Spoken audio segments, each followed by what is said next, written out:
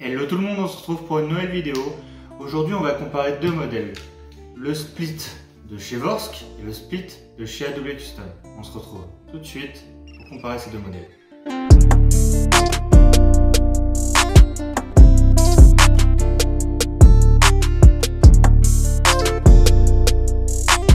Alors du coup on se retrouve pour la présentation de ces deux modèles. Donc ces deux modèles qui se rapprochent par la fonction split mais qui sont complètement différents. Pourquoi vous me direz ils sont différents? Alors déjà j'étais surpris en découvrant l'architecture interne du AW au premier déballage parce que c'était mon premier le AW et je me suis dit mais c'est quoi cette merde? Du coup on a un guide ressort complètement différent, on a plein de choses qui ressemblent pas du tout à un iCapa on va dire classique. Et en fait vous avez par exemple les deux parties qui voilà. Le guide ressort qui est en forme de suppôt pour bien s'enclencher dans la partie avant. Et voilà, il y a plein de parties qui sont différentes. Et voilà, j'étais assez impressionné déjà avec le AW Custom. Mais ensuite le Vorsk, j'étais en mode mais what the fuck. Alors, pour résumer simplement, la culasse du AW Custom se compose de trois parties. La partie avant, la partie arrière et le guide ressort. Ok. Le Vorsk ça va être différent. On va avoir une partie avant qui se détache grâce aux quatre petites vis qui sont là. Ok. On va avoir une partie arrière. Ok. Un canon externe bien distinct qui est on va dire classique, enfin ce qui me paraît des plus classiques. Donc on pourra peut-être changer le canon externe alors que sur le AW Custom pas du tout, le canon externe est intégré complètement dans la partie avant. Et bien sûr, pour finir, le guide ressort. Donc voilà, on a quatre parties. Et si vous voulez enlever la culasse, hop, je vais vous montrer tout de suite, c'est assez marrant. Si vous voulez enlever la culasse, il ne vous suffit pas de retirer ce petit plug. Voilà. Vous voyez, je suis complètement bloqué. Je peux pas la sortir. Clairement, on pourrait même faire fonctionner la réplique sans ça. C'est pour vous dire. C'est en fait la réplique complètement bloquée par la partie avant. Le principal défaut du Vorsk, pour moi, ça va être le réglage au pop. Par exemple, si je veux faire mon réglage au pop en partie, voilà comment ça se passait avec, on va dire, une QS classique. J'ai accès direct à mon réglage au pop. Voilà, c'est simple, etc. Là, sur le Vorsk, faut démonter ça, bien sûr, hein, toujours cette partie. Il faut enlever les quatre petites vis. La partie avant est un enfer à remonter parce qu'il faut bien l'aligner, etc. Et en gros, si vous voulez, pour démonter ça, vous avez besoin d'une table et 2 minutes. Clairement, qu'est-ce que je vais faire dimanche?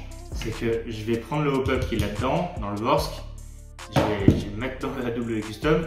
Et je vais le régler sur la AW Custom et voilà, j'aurai un réglage au pop on va dire à peu près quoi, parce qu'il ne sera pas réglé à la puissance du Vorsk, mais bon je pourrais pas faire mieux en aussi peu de temps quoi. Donc voilà, c'est un peu dérangeant. L'avantage c'est que le canon externe, si demain vous avez envie de changer de couleur ou une connerie comme ça, il est interchangeable. Et en plus ce canon externe, il a une petite particularité, je sais pas si vous la verrez à la caméra.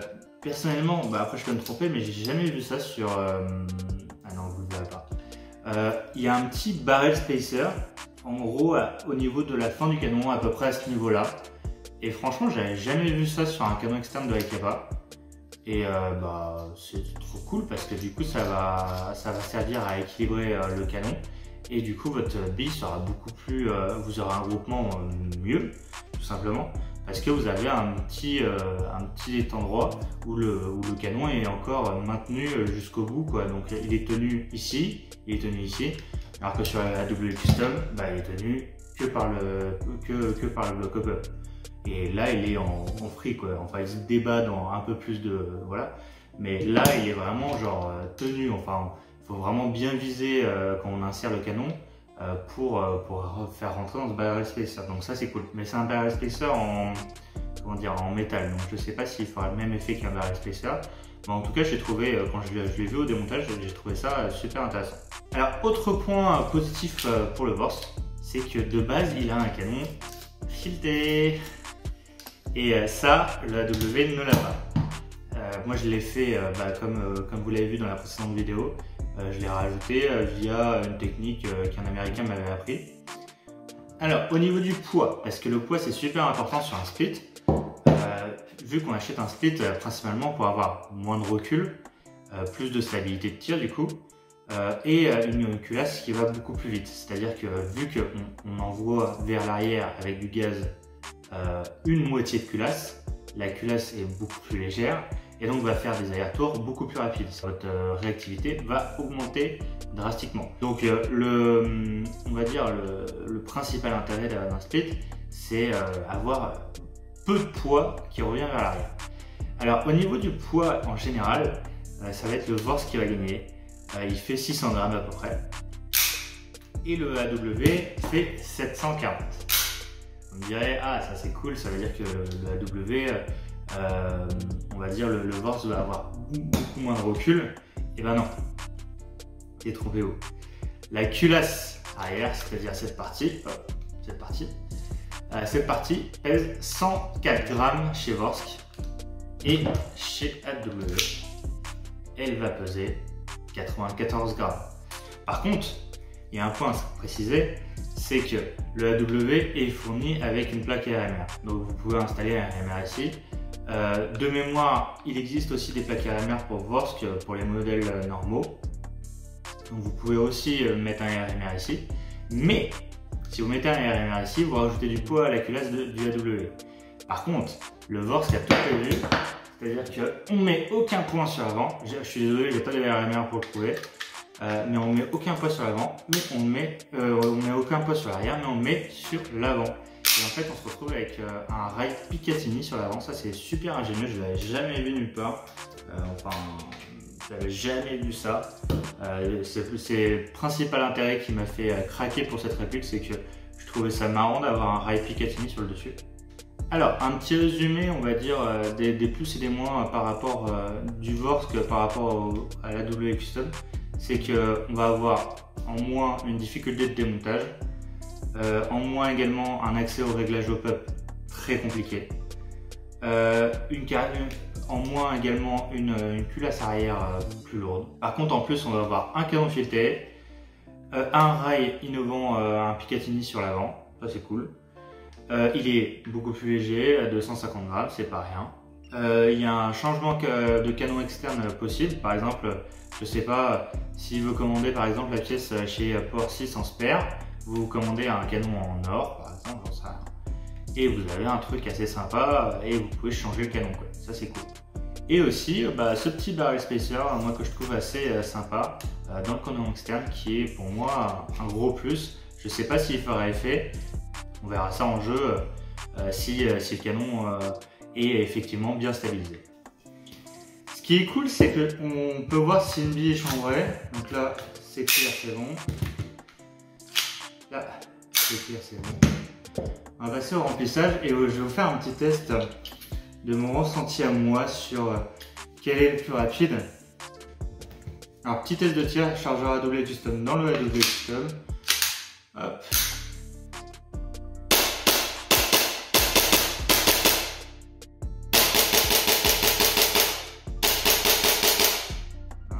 Qui marche très bien. Un double tap qui on peut avoir de fortes cadences avec ce truc là, c'est vraiment insane. Hop, le Vorsk. Alors le Vorsk, je l'ai testé et il a beaucoup plus de recul. Vous voyez ma main, elle a Alors, je sais pas à quoi c'est dû, je pense que les 115 grammes, on doit les ressentir quand même. Ils font un peu la différence. Je veux faire au test.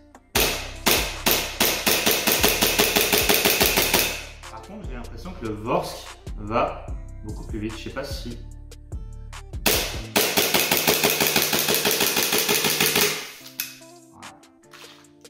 Arrive à la fin du chargeur.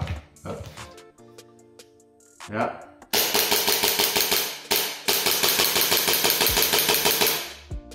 Ouais, c'est à peu près la même chose. Mais comme on s'y attendait, le Vorsk a beaucoup plus de recul. Les 15 grammes, on les sent. Alors je sais pas si c'est dû uniquement à ça, parce que ça m'impressionnerait qu'on sente autant les 15 grammes. Mais on les sent pas mal. Hein. Franchement, on sent vraiment un recul beaucoup plus important. Alors, si le recul est une chose qui vous intéresse avec une cadence, on va dire, soutenue, au niveau de la cadence, on est à peu près à la même chose. Je pourrais pas vous dire lequel va plus vite. J'aurais, on va dire, un petit plus pour le Vorsk. Je sais pas comment le justifier, mais je pense que ouais, le Vorsk gagne au niveau de la réactivité. Mais par contre, on a beaucoup plus de recul, donc on va être beaucoup plus dérangé pour la stabilité de tir. Et donc en fait, c'est un choix à faire. Soit avoir une stabilité de tir, soit avoir une petite cadence de plus et tous les avantages que propose le Vorsk. Le Vorsk, on le rappelle, propose pas mal d'avantages et pas mal de défauts aussi. C'est la conclusion du siècle. Rail Picatinny, je le rappelle, démontage compliqué pour le hop-up. Mais par contre, il a un chouïa plus de cadence, je trouve, mais plus de recul. Donc à voir si c'est un bon choix.